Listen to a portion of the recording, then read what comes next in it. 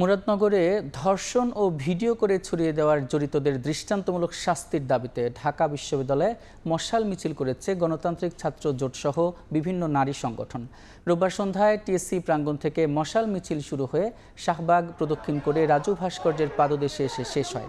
পরে সংক্ষিপ্ত সমাবেশে নারী ও শিশু ট্রাইব্যুনালে মামলার জট, বিচারক সংকট, ধর্ষণের আলামত পরীক্ষার জন্য ল্যাব কম থাকার সমালোচনা করেন বক্তারা।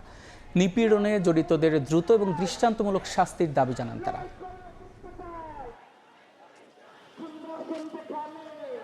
এই ঘটনায় আপনারা কদিন পরে এদেরকে জামিন দিয়ে দিবেন?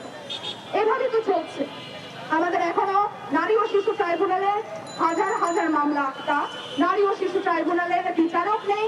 আমাদের ধর্ষণ পরীক্ষার জন্য, আলামত পরীক্ষার জন্য ফরেনসিক ল্যাব একটা মাত্র এখনো। এই নিপীড়কের যারা দোষর, এই নিপীড়ক যারা করে, সেই নিপীড়কদের বিরুদ্ধে আমাদের প্রতিরোধ চলবে।